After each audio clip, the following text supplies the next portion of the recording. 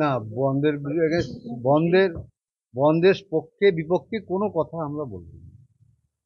বন্ধ আমরা সমর্থন করিও নি, আবার ব্যর্থ হোক তাও চাইনি, এটাই বলতে পারি।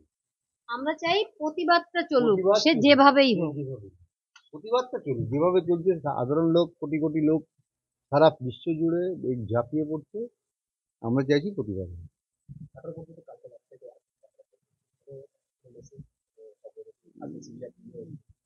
না, ওনারা কিছু ইনফরমেশন নিতে এসেছিল, সেই ইনফরমেশন নিয়ে চলে যাচ্ছে। এটা ওনারা ইনফরমেশন এবং বলছেন আমাদের যা ক্ষমতা আছে তার মধ্যে আমরা যতটা বেস্ট দেওয়ার সেটা দেওয়ার চেষ্টা করছি।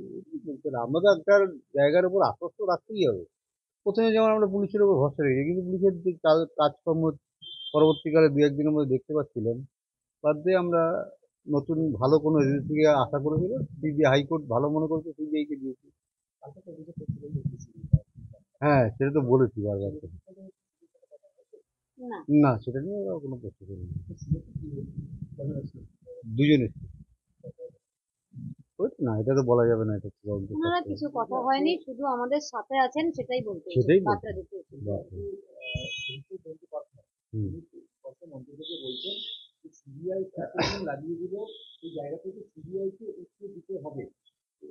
অবশ্যই উনি ভালো কথা বলছেন।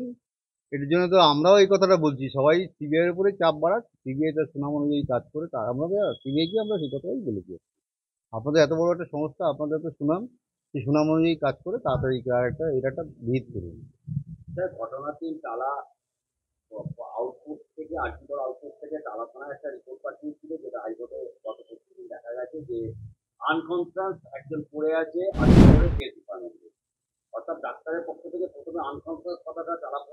এটা তো প্রথম থেকে ওরা আমাদেরও খবর দিয়েছে যে আমার মেয়ে সুইসাইড করেছে কলেজ থেকে।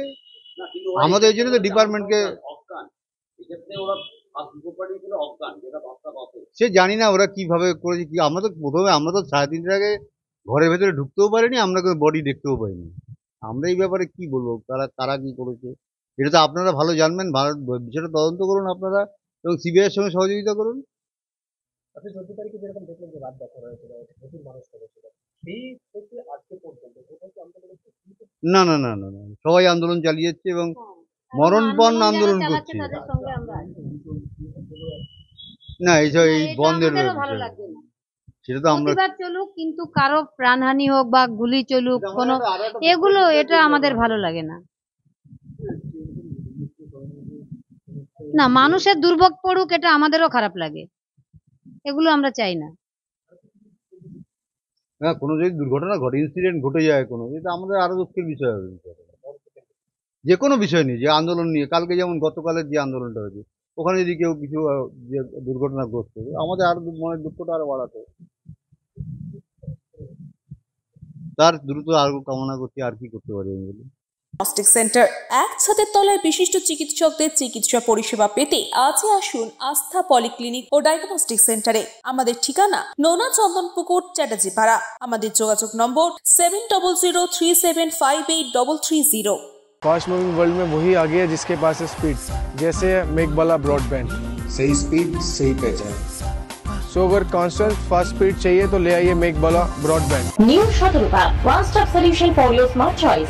এখানে সকল প্রকার ব্র্যান্ডেড কোম্পানির TV, fridge, mobile, computer, laptop, sound system এবং মোবাইল ও কম্পিউটার অ্যাক্সেসরিজ সঠিক মূল্যে বিক্রয় করা হয়।